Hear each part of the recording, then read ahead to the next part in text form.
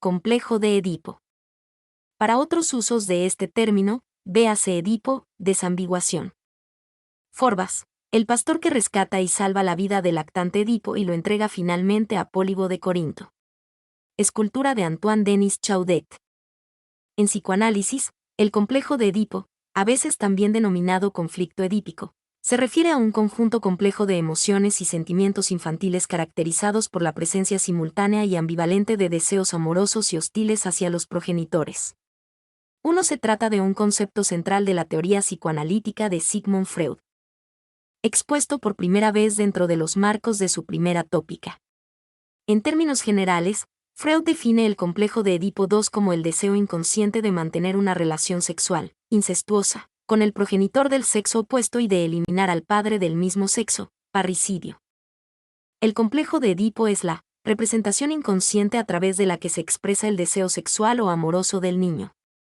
Freud describió 3 constelaciones distintas en las que se puede presentar el conflicto edípico. Complejo de Edipo positivo o simplemente Edipo odio o rivalidad hacia el progenitor del mismo sexo y atracción hacia el progenitor del sexo opuesto. Complejo de Edipo negativo o Edipo invertido amor hacia el progenitor del mismo sexo, así como rivalidad y rechazo hacia el progenitor del sexo opuesto. Edipo completo, la combinación de ambas situaciones edipales anteriormente descritas. La teoría de Freud distingue en el desarrollo psicosexual de los niños 3 etapas principales: la oral, la anal y la fálica. El periodo de manifestación del complejo de Edipo coincide con la llamada fase fálica, prenatal, del desarrollo de la libido, es decir, aproximadamente entre los 3 y los 6 años de edad y se acaba con la entrada en el periodo de latencia. De acuerdo con la teoría freudiana, el complejo se revive en la pubertad y esta reaparición declinaría a su vez con la elección de objeto, que abre paso a la sexualidad adulta. Importancia del concepto para el psicoanálisis. El complejo de Edipo es considerado la piedra angular de la teoría de Freud. Es un concepto clave del psicoanálisis y sus derivados actuales tanto como fundamento de la teoría, como construcción explicativa en la clínica. 4. Para la teoría, porque constituye el eje central de la teoría pulsional y de la metapsicología con la que Freud pretende explicar el funcionamiento psíquico y la estructuración de la personalidad. Para la clínica, debido a que del desarrollo, evolución y forma de resolución de la conflictiva edípica derivará la estructura y la forma en que se presentarán los síntomas en las distintas modalidades patológicas. Por eso el complejo de Edipo es una idea tan central para el psicoanálisis como lo es la universalidad de la prohibición del incesto y constituye un correlato del complejo de castración. Freud, en 3 ensayos sobre la teoría de la sexualidad, asegura que en los niños es recurrente la fantasía incestuosa de expulsar y sustituir al progenitor rival, es decir, el padre para el niño, y la madre para la niña, pero esas ideas suscitan intensa culpa y temor al castigo. 5. La historia del psicoanálisis en su conjunto está fuertemente ligada a la historia del complejo de Edipo y a las discusiones en torno a su significación. El concepto también ha suscitado desde su origen muchas críticas, tanto internas, entre las diferentes escuelas de psicoanálisis, como desde otras disciplinas y corrientes teóricas. El término complejo, del latín complectere, abrazar, abarcar, participio perfecto, complexum, es un término que indica un conjunto que totaliza, engloba o abarca una serie de partes individuales, hechos, ideas, fenómenos, procesos. Se utiliza en forma general en psicología para indicar la integración de vivencias o experiencias individuales en una experiencia de conjunto o totalizadora. La introducción y uso original del término se le atribuye a Carl Gustav Jung. Historia del complejo de Edipo. Edipo se arranca los ojos en la tragedia de Sófocles. Foto teatral.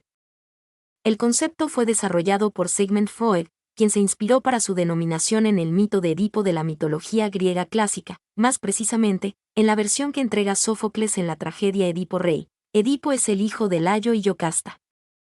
Layo, para evitar que se cumpla el horrible destino que el oráculo le ha anunciado, que va a ser asesinado por su propio hijo, entrega a Edipo recién nacido a un sirviente para que lo abandone en un cerro de Citerón. Desobedeciendo al rey, el sirviente lo entrega a un pastor, quien lo acoge y finalmente lo entrega al rey de Corinto, Pólibo y su esposa Mérope, quienes lo adoptan, le dan un nombre, Edipo significa pies hinchados, y lo crían cual si fuera su propio hijo. Sin embargo, el joven Edipo, al escuchar rumores acerca de que el rey y la reina no son sus padres, consulta al oráculo de Delfos, quien le revela que su destino será dar muerte a su propio padre y que se casará con su madre. Edipo, creyendo que sus padres eran quienes lo habían criado, decide no regresar nunca a Corinto para huir de su destino. Emprende un viaje y, en el camino hacia Tebas, Edipo se encuentra con Layo, que viajaba a Delfos, en una encrucijada. El heraldo de Layo, Polifontes, exigió a Edipo que le cediera el paso, pero ante la demora de éste, mata a uno de sus caballos. Edipo se encoleriza y mata a Polifontes y a Layo sin saber que era el rey de Tebas, y su propio padre. Es así entonces que Edipo asesina a Layo y se casa con Yocasta para más tarde descubrir la desastrosa verdad de que son sus padres. Cuando Yocasta descubre que Edipo es su hijo, se suicida. Edipo, incapaz de soportar el horror que el parricidio y el incesto le provocan, se saca los ojos y en total humillación, abandona la ciudad para vagar como un pordiosero por toda Grecia, atendido por su hija Antígona. La primera vez que el complejo de Edipo aparece mencionado en la obra freudiana es en 1910, aunque existen razones para suponer que cuando Freud se refiere en 1908 a los conflictos nucleares, que en conflicte, ya está aludiendo a la conflictiva edípica. Pero además, hay una huella aún más temprana de la elaboración de este concepto. Se trata de una carta de Freud a su amigo Wilhelm Fliess fechada el 15 de octubre de 1897, donde interpreta con el patrón de la tragedia de Sófocles sus propios sentimientos de amor hacia su propia madre y celos hacia su padre experimentados en su infancia e hipotetiza que se trata probablemente de sentimientos comunes a todos los niños. Se puede decir entonces que el Edipo, en distintos estados de desarrollo como concepto, estuvo desde siempre en la obra freudiana. Carl G. Jung desarrolló de forma análoga el complejo de Electra, describiéndolo como la atracción sexual inconsciente que siente una niña hacia su padre. Freud nunca aceptó esta idea de Jung porque se contraponía con las teorías que él venía desarrollando, particularmente en dos aspectos. La importancia que tiene para la niña la inclinación inicial por la madre, en la fase predípica, y la preponderancia central del falo en el desarrollo de los sujetos de ambos sexos en la fase fálica del desarrollo libidinal. En la teoría freudiana, el complejo de Edipo es un fenómeno que aparece en el desarrollo de todos los seres humanos, tanto en el sexo masculino como en el femenino. Esto no significa, sin embargo, que tenga igual evolución en ambos sexos. Para Freud, el complejo de Edipo femenino no es simétrico al del niño. Tótem y Tabú 1913. Freud argumenta aquí la universalidad del complejo de Edipo. Se trata además de un fenómeno universal, que ocurre con independencia de factores como la educación, la pertenencia étnica o la cultura. Freud desarrolla esta idea en su obra Tótem y Tabú sirviéndose de una metáfora, de una suerte de mito científico propio, para argumentar la universalidad del complejo de Edipo. Freud plantea el escenario en que podría haberse instaurado el tabú del incesto e inaugurado la cultura. En una época indeterminada de las hordas primitivas, los hombres vivían en pequeñas agrupaciones dominadas por un macho poderoso y tiránico, el padre, que tenía el privilegio de poseer a las hembras. Un día los machos jóvenes de la horda primitiva deciden rebelarse contra el padre, lo asesinan y se comen su cadáver. La cena totémica habría involucrado además una dimensión simbólica muy importante. No solo se habrían comido el cuerpo sino principalmente también sus atributos espirituales, lo que da por resultado una identificación con el padre. El arrepentimiento y los sentimientos de culpa que surgieron tras el asesinato los llevaron a instaurar un nuevo orden social basado en la exogamia, es decir, en la prohibición, o tabú, de poseer a las mujeres del clan, al tiempo que instauraron el totemismo, tabuización de dar muerte al tótem, figura que sustituye simbólicamente al padre. El padre asesinado, sin embargo, tiene más poder y autoridad que el padre vivo, concluye Freud, puesto que la obediencia retroactiva que se le presta se basa en el sentimiento de culpa. Las prohibiciones del totemismo, el incesto y matar al tótem, representan los dos deseos inconscientes centrales del conflicto edípico. Concluye Freud en esta obra que el complejo de Edipo es la condición central del totemismo, por lo tanto, universal y fundante de la cultura en cualquier sociedad de seres humanos. Implicaciones del complejo de Edipo. El conflicto edípico debe ser cancelado, no necesariamente por el mecanismo psíquico de la represión, para posibilitar el desarrollo de la sexualidad del niño. En el inconsciente se pone en funcionamiento el llamado complejo de castración, que aporta al niño una respuesta rudimentaria al enigma que le plantea la diferencia anatómica de los dos sexos, posesión o privación del pene, que el niño atribuye al cercenamiento del pene en la niña. El niño teme el cercenamiento del pene como castigo por sus deseos incestuosos y actividades sexuales, lo que le provoca una intensa angustia de castración. En la niña, la ausencia de pene es percibida como un daño que, según el psicoanálisis, ella misma intentará negar, compensar o reparar durante su desarrollo. Según Freud, mientras el complejo de castración posibilita la salida del complejo de Edipo en el niño descubre que la madre está castrada y depone sus deseos incestuosos por temor a la castración. Representa para la niña la entrada al complejo de Edipo, es decir, la niña se dirigiría hacia el padre en busca del falo faltante en la madre. El interés del niño por los genitales desaparece durante el periodo de latencia y reaparece con la pubertad. 11 Cuando ve la falta en una niña, advierte la posibilidad de la castración, pero la amenaza adquiere su efecto con posterioridad. Nachträglich, en el original en alemán. Solución del conflicto. Salida del complejo de Edipo en la niña, recibir de regalo un hijo del padre. Foto, Roscoe e hija, aproximadamente 1920. Se sustituye la investidura de objeto por la identificación, se introyecta a la autoridad del padre y se forma el núcleo del superyo, que severamente prohíbe el incesto y el retorno de las investiduras de objeto. Las aspiraciones libidinales son desexualizadas y sublimadas por una parte, e inhibidas en sus metas y mudadas en emociones tiernas, por otra parte. Con esto se da inicio al periodo de latencia. En rigor, el complejo de Edipo no es objeto de la represión, sino que más bien opera una cancelación y destrucción del complejo. La niña percibe inicialmente que su clítoris es un pene pequeño que ya crecerá, pero, al advertir que las mujeres adultas no poseen pene, intuye que ha sido castrada.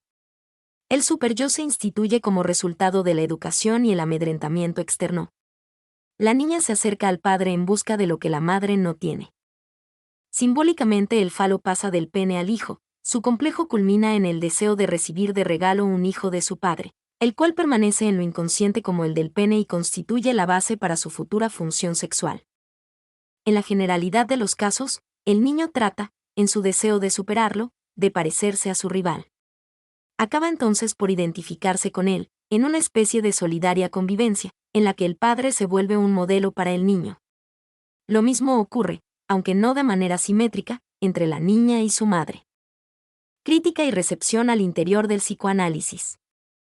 El concepto original de Freud ha sido recogido y aplicado con distintos matices y modificaciones por diversas orientaciones del psicoanálisis, como asimismo por otras escuelas psicológicas ajenas a este, ya sea como modelo explicativo válido del desarrollo psicosexual del niño o bien como elemento estructural de la formación de la personalidad.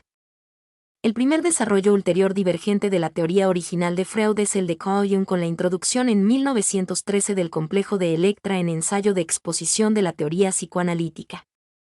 En este periodo Jung critica a Freud por centrar demasiado los descubrimientos del complejo de Edipo en las experiencias de su propia persona y aboga además por la desexualización de la teoría. Es en este contexto que se produce la ruptura definitiva. A pesar de que la mayor parte de los psicoanalistas freudianos no acepten la denominación junguiana de complejo de Electra, todos coinciden en la importancia de diferenciar estos procesos en el niño y en la niña, ya que por sus distintos rasgos y posesiones deben ser tratados de forma distinta entre uno y otra. Jacques Lacan hace una lectura diferente del concepto freudiano y lo reconstruye en varios aspectos esenciales. Lacan destaca que Freud se basó en un mito, es decir, no en un hecho, sino en una ficción, en algo que ocurre no en la esfera de lo real sino en el ámbito de lo simbólico, es decir, en algo que sucede en el lenguaje. Para Lacan el padre que juega un papel en el complejo de Edipo no es un padre real sino que es una función, la función paterna, un lugar en la estructura que puede ser ocupado por otros representantes, no necesariamente el padre real. Lo que resulta relevante para Lacan es la ficción de una instancia que representa la ley, es decir, la prohibición del incesto. Lacan denomina a esta instancia el gran otro y puede estar asumida por diversas figuras de la autoridad, jueces, policías, maestros, profesores, clérigos, etc. Es el momento de la subordinación del niño a esta instancia lo que permite su entrada en el orden de lo simbólico, es decir, del lenguaje, del discurso del mundo social y de sus normas. Para Lacan, la salida del complejo de Edipo es entonces la renuncia a la madre y el comienzo de los intentos de llenar ese lugar estructural de la falta con otros, objeto causa del deseo, también denominado pequeño otro, u objeto A. Melanie Klein recoge algunos aspectos de la descripción freudiana del concepto, pero sitúa el Edipo en el primer año de vida del niño, postulando además que la fase tiene un transcurso similar en ambos sexos. Para Melanie Klein, la relación con el pecho materno sería el factor fundamental que rige todo el desarrollo psicosexual del niño. Son las relaciones de satisfacción y frustración experimentadas con este primer objeto las que permiten orientar el deseo hacia nuevos objetos, en su teoría, primeramente hacia el pene del padre. Pero la frustración inevitable que representa este objeto haría que el lactante regresara al objeto primario. De este modo, el pecho y el pene constituyen los primeros objetos de deseo oral del lactante. Los seres humanos contarían, de acuerdo con su teoría, con un saber congénito acerca de la existencia del pene y la vagina. El Edipo se configura porque el lactante desea una satisfacción constante, por lo que al no obtenerla, aparecería la frustración y la agresión. Ocurriría entonces una idealización del pecho bueno, la madre buena, y una dirección de la agresión hacia el pecho malo, que se transformará en el prototipo de todas las relaciones objetales frustrantes posteriores. La teoría ha sido también muy fuertemente criticada al interior del psicoanálisis. Por ejemplo, en la interpretación que Erich Fromm hace del complejo de Edipo freudiano, el Edipo no se trataría en primera línea de un conflicto desencadenado por deseos incestuosos. Si bien Fromm reconoce que la estructura descubierta por Freud es contrastable con fenómenos que ocurren en la realidad del desarrollo infantil, eso no tendría necesariamente que ver con la sexualidad. El centro y origen del odio y rivalidad con el padre estarían determinados, según este autor, por la rebelión contra la autoridad paterna y las estructuras sociales patriarcales que representa. La psicoanalista alemana Karen Horney hace una crítica profunda a las ideas que sostienen el concepto freudiano, planteando que la envidia del pene constituye una ofensa a las mujeres. 13. Durante los años 1980, cuando comenzaron a ampliarse los estudios sobre abuso sexual infantil, se comenzó a cuestionar la idea de fantasías de seducción durante el complejo de Edipo con el argumento de que escondían casos reales de abuso. Algunos psicoterapeutas acusaron a la teoría psicoanalítica del Edipo y la fantasía de seducción de la histeria de invisibilizar el abuso sexual realmente cometido, desresponsabilizando a los perpetradores al cargar la responsabilidad sobre los niños y sus fantasías edípicas. Algunos psicoanalistas llegaron a cuestionar que Freud realmente hubiera abandonado su teoría de la seducción parental, a la que llamó fuente del Nilo. La universalidad cultural del complejo de Edipo también ha recibido objeciones desde otras disciplinas y por investigadores ajenos al psicoanálisis. Es así como Bronislaw Malinowski, antropólogo británico de origen polaco y fundador de la antropología funcionalista, intentó refutar la pretendida universalidad con datos empíricos. Mostró, por ejemplo, como entre los habitantes de las islas Trobriand en Papúa Nueva Guinea un niño era una criatura de su madre y del espíritu de sus ancestros, quedando vacío el lugar del padre. El tabú del incesto estaba allí referido a la hermana y no a la madre. En respuesta a esta crítica desde la antropología, Honest Jones defendió en su momento de manera ortodoxa la validez universal del complejo de Edipo, aduciendo que en el sistema matriarcal de los trobriandeses lo que existía era una negación del rol del padre en la reproducción y un desplazamiento hacia la figura del tío. 18. Hasta hoy la discusión continúa y el problema no ha podido ser zanjado de manera definitiva, ni por parte del psicoanálisis, ni por parte de la antropología. Crítica y recepción por otras disciplinas. Uno de los principales y primeros críticos fue el filósofo y sociólogo Edward Westermarck. Ya en época de Freud, Westermarck enuncia el efecto que lleva su nombre. Concluía que nadie sentía atracción sexual por aquellas personas con quienes ha convivido durante su infancia. El factor clave es la convivencia, no el hecho de ser genéticamente parientes. Este rechazo natural al incesto puede ser un claro factor evolutivo, puesto que la consanguinidad aumenta gravemente el peligro de malformaciones y enfermedades congénitas. 4. Arthur Wolf hizo una exhaustiva investigación de campo y de archivos en el norte de Taiwán, donde hasta hace poco había dos tipos de matrimonio de menores, que él llama mayor y menor. En el matrimonio mayor, la chica se muda a la casa de sus suegros el día de la boda. En el matrimonio menor, la chica es criada por sus futuros suegros casi desde el momento de nacer. En el primer caso, Los futuros esposos solo se conocen a partir de su casamiento efectivo. En el segundo, los chicos se crían como hermanos. Wolf estudió durante un cuarto de siglo la historia de 14.402 matrimonios de ambos tipos, haciendo investigación de campo y usando archivos que cubren el periodo 1905 a 1945 de la ocupación japonesa. ¿Cuál de los dos matrimonios tuvo más éxito, medido en duración, número de hijos y fidelidad conyugal?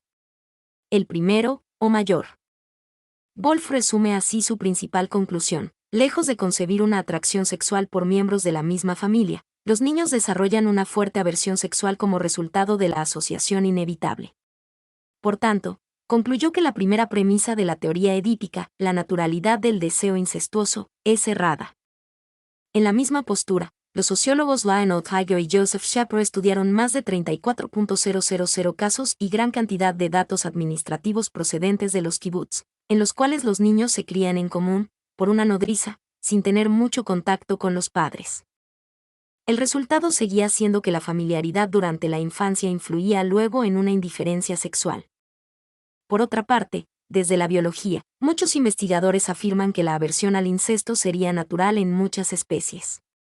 En efecto, A. H. Harcourt, zoóloga británica, ha comprobado la evitación del incesto madre-hijo en los gorilas que ha tenido bajo estudio en Ruanda.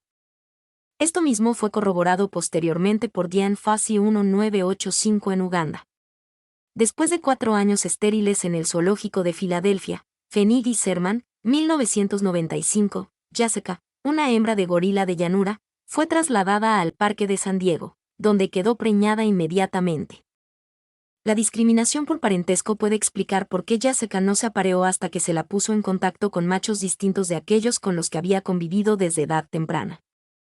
Michelle Scollise 2001 señala que la posición de Westermarck tiene fuerte apoyo de los datos tanto etológicos como etnográficos. El contacto cercano con los parientes inmediatos en la vida temprana es crucial para la activación de mecanismos de evitación del incesto en una amplia variedad de animales, desde los campañoles de la pradera a los babuinos y a los chimpancés. Pero sin duda la evidencia más convincente es un cuerpo de datos recogidos por investigadores independientes de 3 poblaciones humanas culturalmente distintas. Estos datos indican abrumadoramente que la gente no desarrolla deseos sexuales hacia los familiares de su infancia. El primero de estos estudios fue conducido por Jonina Talmón, quien encontró que, de 125 parejas que habían crecido en kibutzim israelíes, en ningún caso ambos habían sido criados desde el nacimiento en la misma casa o grupo de pares. Tampoco ella encontró ningún affair amoroso entre miembros del mismo grupo, sabrás. Los siguientes estudios de kibutzim arrojaron resultados similares, ningún matrimonio y muy pocas relaciones sexuales extramaritales entre sabrás, Parker. El más ambicioso de estos estudios posteriores fue conducido por Joseph Shapiro, quien examinó los registros de matrimonio de más de 2.769 individuos criados en kibutz. Su investigación reveló un patrón interesante. No encontró ningún matrimonio entre personas que hubiesen sido miembros del mismo kibutz durante la niñez temprana, 0 a 6 años de edad. Solo 8 matrimonios entre personas que habían sido miembros del mismo kibutz durante la niñez tardía, 6 a 12 años de edad. Y solo 9 matrimonios entre personas que habían estado en el mismo kibutz durante la mayor parte de su adolescencia, 12 a 18 años de edad. La investigación de Sepper indica que los mecanismos que inhiben el deseo sexual entre familiares tienen su periodo más sensible entre el nacimiento y los 6 años de edad. Pero Sepper no solo indagó los registros de matrimonios. También investigó las preferencias sexuales premaritales de adolescentes criados en kibutzim. Los jóvenes señalaban que casarse con una persona de la misma casa de uno sería como casarse con su hermana o hermana. Reveladoramente, Sepper encontró solo un caso de actividad heterosexual entre adolescentes que habían sido miembros del mismo kibutz, y en este caso el varón no había entrado al kibutz hasta que él tuvo 10 años de edad. Estos hallazgos son especialmente relevantes dada la política de apertura de los kibutzim sobre asuntos sexuales y dado el aliento que daban los padres al matrimonio entre sabrás, Sepper. Otro experimento natural que apoya la hipótesis de Westermarck fue reportado por Arthur Wolf, quien, junto a su colega Chie San Juan, estudió matrimonio simpo en Taiwán. En el matrimonio simula, una pareja es prometida en la infancia, y la destinada a ser novia es criada en la casa de su futuro marido. Wolf y Juan encontraron que las parejas simpua frecuentemente sienten aversión hacia consumar su unión, y que las tasas de infidelidad y divorcio son más altas entre parejas simple que entre otras parejas.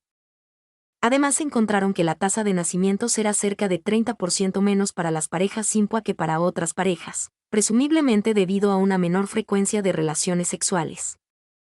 La evidencia adicional de que la familiaridad en la infancia produce apatía o aversión sexual viene de la práctica libanesa de casar al hijo de un hermano con la hija del otro. Puesto que los hermanos tienden a vivir cerca, sus hijos crecen en contacto continuo entre sí. Justine McCabe encontró que estos matrimonios produjeron 23% menos hijos y tuvieron una probabilidad 4 veces mayor de terminar en divorcio que los matrimonios entre personas no relacionadas. Además, los matrimonios entre primos que no fueron criados cerca entre sí mostraron un perfil similar al de los matrimonios entre personas no relacionadas, lo que indica que la familiaridad en la infancia y no el grado de parentesco fue la causa del deseo sexual disminuido entre primos que crecieron juntos. Scully Sugiyama, Michelle 2001. New Science, Old Myth. An Evolutionary Critique of the Oedipal Paradigm. Mosaic, 34, 1. 121 a 136. Otra crítica que se ha realizado es la idea de que la teoría de que los niños fantasean con ser seducidos por sus padres encubre los abusos sexuales, ya que la palabra seducción es un eufemismo para referirse a la violencia del abuso sexual. Por otra parte, Freud cambió su inicial teoría de la seducción por la teoría de la fantasía, según la cual los reportes de abusos sexuales suelen ser fantasías de quienes reportan tales hechos. Pero estas fantasías tienen el mismo efecto patógeno que tienen los abusos sexuales reales cuando estos de verdad ocurren. La teoría del complejo de Edipo se habría formulado para atribuir estas fantasías a los niños /diagonalas, exculpando a los adultos. Patricia Romito 2007 señala que la nueva teoría de la histeria era mucho más aceptable. El trauma no consistía ya en una verdadera agresión sexual por parte de un adulto, sino en la proyección de las propias fantasías de los niños y niñas. El complejo de Edipo, según el cual cada niño desea tener una relación sexual con el progenitor del sexo opuesto, exactamente lo contrario de la teoría original sobre la etiología de la histeria, devino el fundamento inflexible del psicoanálisis. En la continuación de su carrera, Freud hablará siempre de fantasías, afirmando que los relatos de los pacientes acerca de violencias sexuales sufridas eran falsos, imaginados. La negación de Freud fue profunda y definitiva. Por ejemplo, en 1931 trató de oponerse a la publicación del ensayo Confusión de lenguas entre adulto y niño, en el que Sande Ferenczi, su exalumno, sostenía la frecuencia del incesto y sus consecuencias devastadoras. A la muerte de Ferenczi, en 1933, Ernest Jones, alumno y biógrafo de Freud, obtuvo del propio Freud el consentimiento para destruir la traducción inglesa del ensayo. Una traducción inglesa del trabajo de Ferenczi fue publicada solo en 1949. Una sombra posterior fue lanzada sobre el asunto por el hecho de que Jones fue acusado repetidamente de abusos sexuales sobre pacientes e incluso sobre niñas. Mason, 1948. Romito, Patricia 2007. Un silencio ensordecedor, la violencia ocultada contra mujeres y niños. Mi nombre es Demim. Soy tu asistente personal. Mi sitio en internet es demim.es.tl.